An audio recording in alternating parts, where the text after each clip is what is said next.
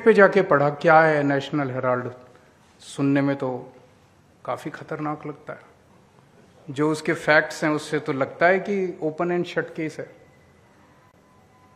हमारे को बिल्कुल फर्जी केस बना के, कंप्लीटली फर्जी केस बना के हमारे को इन्होंने जेल भेज दिया।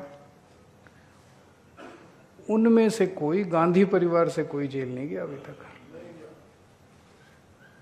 मेरे को वो भी सुब्रमण्यम स्वामी का इंटरव्यू पढ़ रहा था मैं।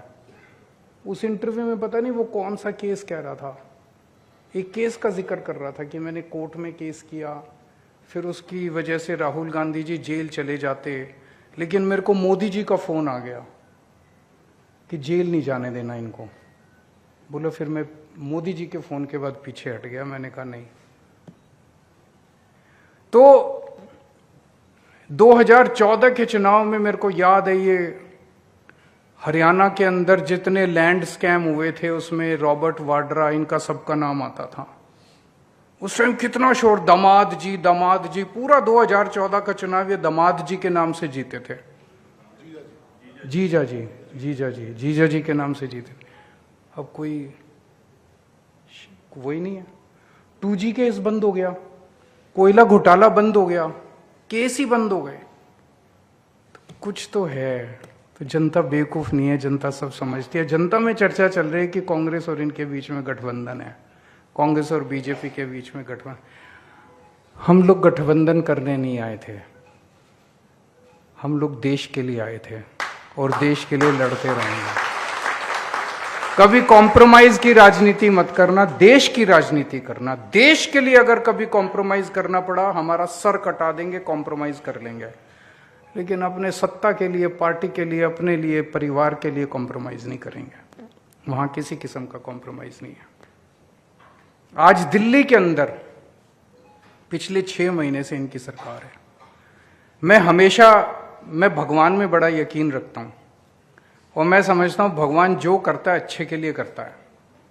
आज 6 महीने में इन्होंने ऐसा हाल कर दिया दिल्ली के अंदर, ऐसा हाल कर दिया दिल्ली में। शायद भगवान यही दिखाना चाह रहा था कि आम आदमी पार्टी वाले कितने अच्छे थे।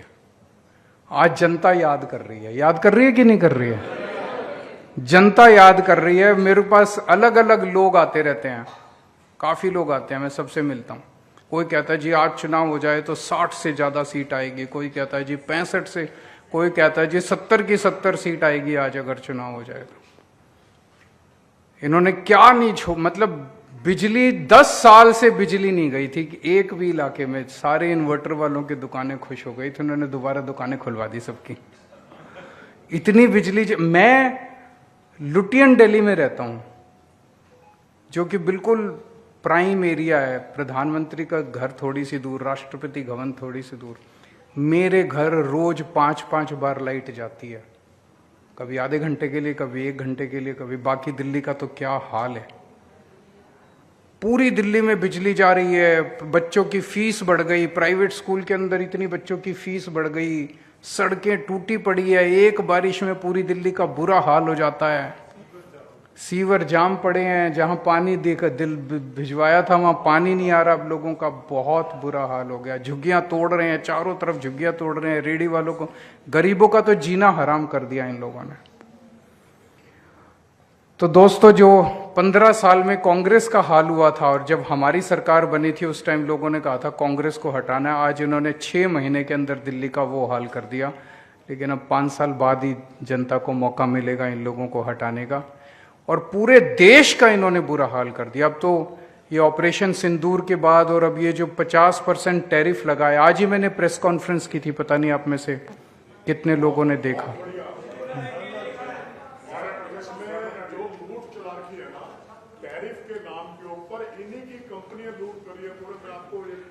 अब बड़ा इंटरेस्टिंग है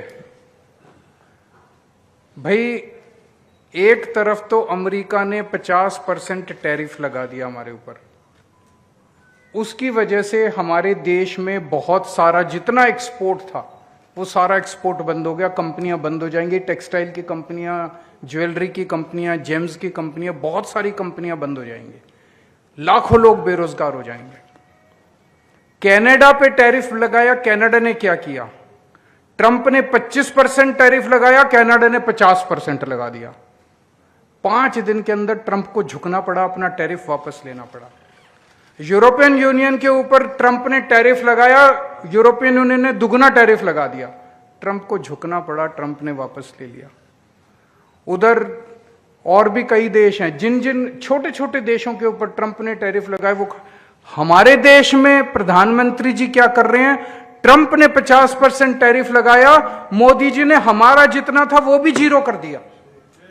जैसे कपास है, कपास यूएसए का किसान कपास अपनी इंडिया बेचना चाह रहा है, इंडिया में उसकी बिकती नहीं क्योंकि हमारा किसान, हमने 11% टैरिफ लगा रखा है। हमें भी उन ट्रंप ने 50% लगाया, हमें कपास के ऊपर 100% टैरिफ लगा देना चाहिए था। दिसंबर तक बढ़ा दिया, आज दिसंबर तक बढ़ा दिया, आज दिसंबर तक बढ़ा दिया। हमें 100%, मोदी जी ने जो 11% था वो भी जीरो कर दिया।